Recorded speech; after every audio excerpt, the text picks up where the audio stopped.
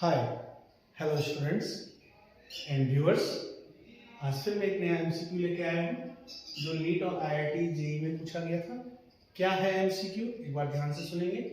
Molar conductivity lambda m given है, कितनी 20 siemens centimetre square for 0.007 m CH3COH। क्या पूछा हुआ हमको, what will be the dissociation constant of CH3COH। Dissociation constant निकालने के लिए हमें अल्फा चाहिए। डिसोसिएशन कांस्टेंट का फॉर्मूला होता है Ka बराबर C अल्फा स्क्वायर, यानी कि हमें क्या चाहिए, C तो हमें गिवन है और अल्फा चाहिए। अल्फा कैसे निकलेगा, lambda m at infinite dilution and lambda m not से हम अल्फा निकालेंगे। और इस तरीके से हम अल्फा निकालेंगे तो उसके लिए हमको अल्फा निकालने के लिए क्या चाहिए, molar conductivity at infinite dilution. और molar conductivity at infinite dilution निकालने के लिए हम कौन सा फॉर्मूला लगाएंगे, कोलबर्ट्स लॉ। तो इसमें 3 फॉर्मूले लगेंगे इस सवाल में, इस न्यूमेरिकल में, जो कि बहुत इंपॉर्टेंट है और आईआईटी जेईई में और नीट में ये बहुत भारी सवाल पूछा जा चुका है। थोड़ा सा इसमें मॉडिफिकेशन करके ये सवाल कई बार आ चुका है। तो अभी आपने क्या करना है कि हमें पूछा क्या गया है, डिसोसिएशन कांस्टेंट। तो डिसोसिएशन कांस्टेंट निकालने के लिए Ka C अल्फा स्क्वायर वाला फॉर्मूला याद होना चाहिए। और C अल्फा स्क्वायर में हमें दिख रहा है कि कंसंट्रेशन गिवन है और अल्फा निकालना है। तो अल्फा निकालना, अल्फा क्या है, डिग्री ऑफ डिसोसिएशन है। अल्फा निकालने के लिए फॉर्मूला होता है molar conductivity at infinite dilution and lambda m not का जो रेशियो होगा वो अल्फा देगा। अब अल्फा निकल गया, लेकिन हमें molar conductance eight infinite dilution पे निकालनी है, तो कौन सा लॉ लगाना पड़ेगा, कोलबर्ट्स लॉ।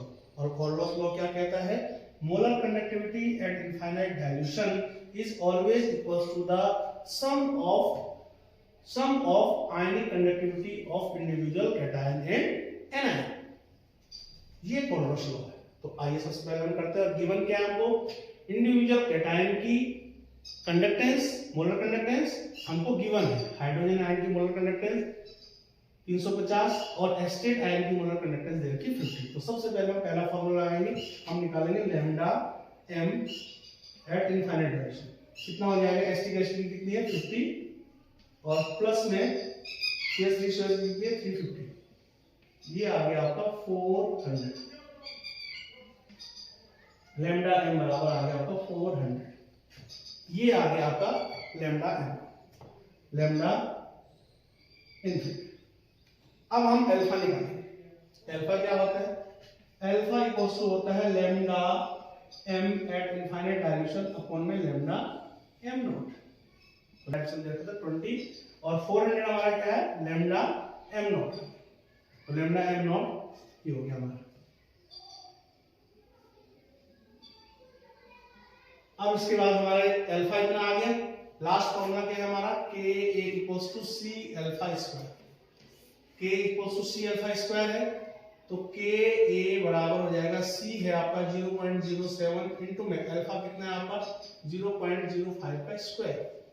ये कितना आ जाएगा आपका 1.75 into 10 to power -5 mole litre -1। इसलिए first option is the correct answer. क्या काम है यहाँ पे, समझ में आ गया आपको। हमने लैम्डा m नॉट निकाला और लैम्डा m इनफिनिटी कितना देगा, हम इनफाइनाइट डायल्यूशन 20 और लैम्डा m नॉट हमने निकाल दिया। यहाँ से लैम्डा m नॉट हमारा निकल गया 20/400 बराबर 0.005। यहाँ से हमारा क्या निकल गया, Ka निकल गया। This is Ka।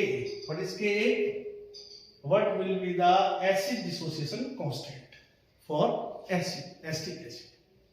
तो अभी आप इस सवाल को ध्यान से देखेंगे। Thanks, have a nice day.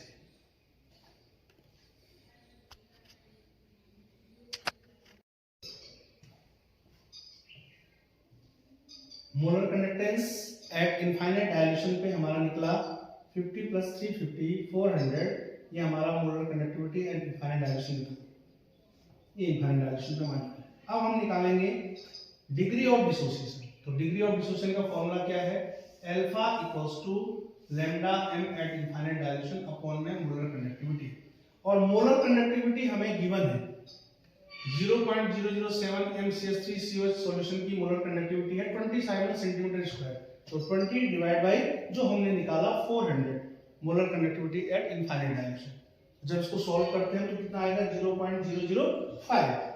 उसके बाद हमने निकालना एसिड डिसोसिएशन कांस्टेंट। तो एसिड डिसोसिएशन कांस्टेंट निकालने के लिए फॉर्मूला क्या है, Ka क्या है C अल्फा स्क्वायर।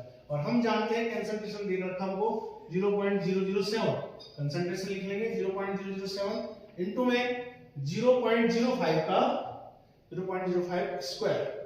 तो ये कितना आ जाएगा acid dissociation constant 1.75 into 10 to power -5। The correct answer या correct option will be first A 1.75 into 10 to power -5। तो ये एक इंपॉर्टेंट क्वेश्चन था जो आपका कॉम्पिटिटिव एग्जाम में आया था। तो इस न्यूमेरिकल में आपने देखा कि 3 हमारे फॉर्मूले लगे। तो आप पहले कॉन्सेप्ट क्लियर कीजिए, फॉर्मूले याद कीजिए, उसके बाद आपका न्यूमेरिकल आसानी से हो जाएगा। Thanks, have a nice day.